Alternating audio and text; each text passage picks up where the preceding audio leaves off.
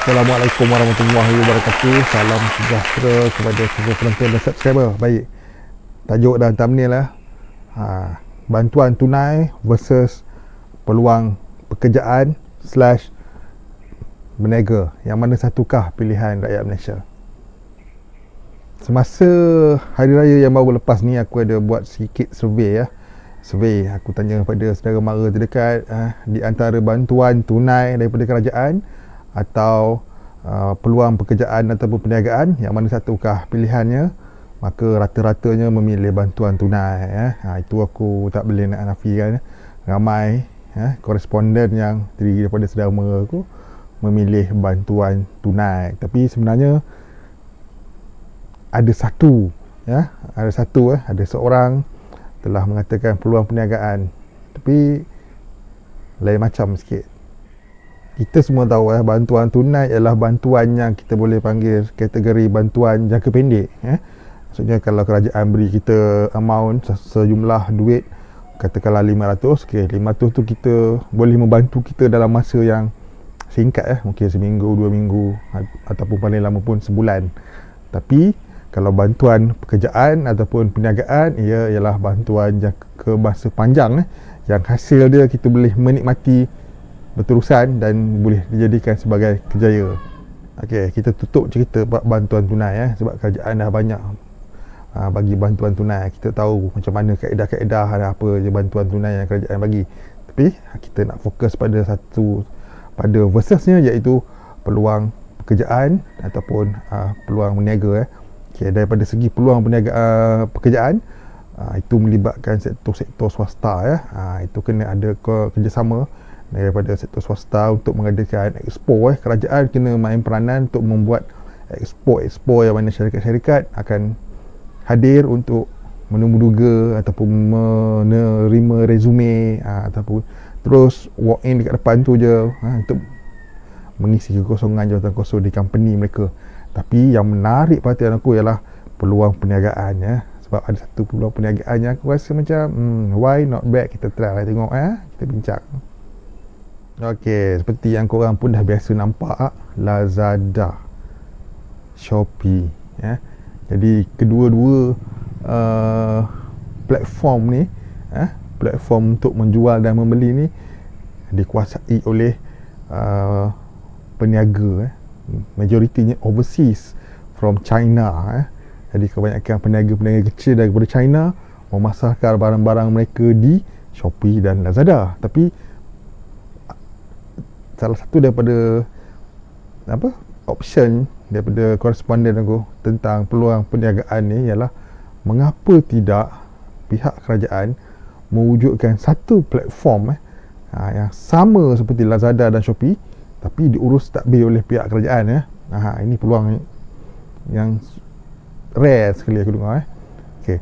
Jika pihak swasta boleh buat Shopee dan Lazada ni maju membangun dengan mempromosikan barangan-barangan daripada negara China ni kepada kita, dan kita sebagai pembeli membeli barangan daripada overseas ni, mengapa tidak kerajaan Malaysia sendiri mewujudkan satu platform sedemikian rupa?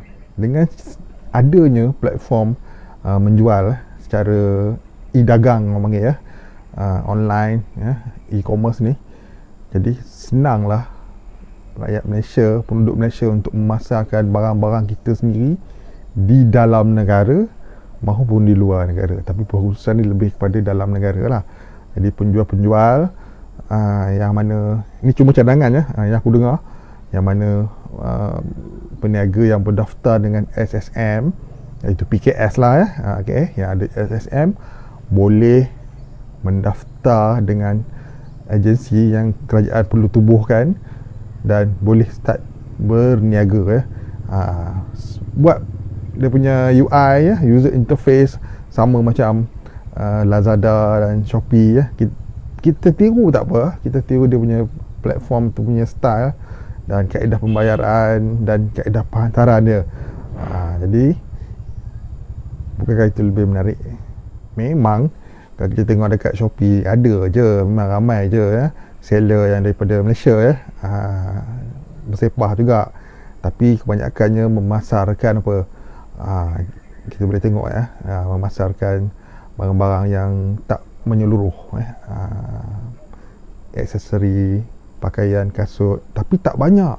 Tapi dengan adanya, jikalau diwujudkan satu platform menjual dan membeli yang ditakbir urus oleh pihak kerajaan ataupun agensi lain yang dilantik oleh pihak kerajaan, maka bukankah itu lebih menyeronokkan, merancakkan sektor e-dagang di dalam negara kita ni. Jadi secara tak langsung itu membuka peluang perniagaan kepada PKS ni. Banyak PKS kat luar sana yang suka nak memasarkan produk mereka. Tapi jikalau ada platform yang sebegini, platform Malaysia punya yang betul-betul pure Malaysia, made by Malaysian ni, maka lebih mudah lagi peniaga-peniaga PKS di Malaysia ni, peniaga-peniaga kecil untuk memasarkan produk mereka. Jadi orang Malaysia pun senang nak mencari barang-barang. Sebab apa? Pertama, jika di dalam negara je, maka penghantarannya lebih cepat kan. Kita boleh compare kalau barang daripada overseas kita order dekat Shopee ataupun Lazada, seminggu baru sampai, ataupun dekat-dekat nak seminggu. Tapi kalau dalam negara, maka lagi cepat dan pantas urus niaga tu berlaku. Itu yang paling menarik perhatian aku. Paling menarik perhatian aku, terfikir betul juga kan. Jikalau kerajaan membantu rakyat dengan cara yang macam tu, dengan mewujudkan peluang berniaga. Okey, kalau kita tahu kerajaan memang ada mewujudkan peluang-peluang perniagaan dengan membuka tapak-tapak, pasar tani, pasar malam, gerbang malam dan peluang-peluang lain. Tapi kenapa tidak kerajaan membuat satu inisiatif yang macam tu? Sebab kita tahu sekarang ni rakyat banyak berbelanja secara dalam talian, dan rakyat Malaysia menggunakan platform Shopee dan Lazada untuk membeli belah, mostly barang daripada China, dan ada juga barang-barang daripada penjual daripada dalam negara kita juga join Shopee. Tapi alangkah lagi indah dan meriahnya e-dagang di Malaysia ni sekiranya kita mewujudkan kita punya platform tersendiri, yang mana kita boleh memasarkan produk-produk PKS ni dengan lebih lagi. Jadi banyak usahawan-usahawan kecil yang buka company dengan SSM, dalam semasa permohonan tu ada dinyatakan sama ada nak buat bisnes dalam talian ataupun tidak. Ramai yang memilih ya, tapi mereka tak buat. Tapi dengan adanya platform yang macam ni, maka mereka lebih mudah untuk masuk ke dalam e-commerce. Apa yang aku nyatakan tadi ialah satu pandangan, pandangan yang mana jika dibawa ke atas, direnung dan difikirkan oleh pihak kerajaan, aku rasa kerajaan mampu untuk melaksanakan program macam ni, buat satu platform e-dagang untuk PKS, tak kira bangsa apa sekalipun boleh menjual, ikut kategori, dan letakkan syarat-syarat tertentu seperti mewajibkan setiap peniaga ni mempunyai sijil SSM yang sah, supaya senang untuk untuk syarat kelayakannya lah kan, untuk wajib. Maksudnya bukanlah peniaga-peniaga yang tak ada lesen, sekurang-kurangnya ada berdaftar syarikat. Jadi syarikat-syarikat enterprise yang kecil-kecil ni ada produk banyak, jual minyak urut, minyak tulah, jual kuih, muih, segala macam benda ada.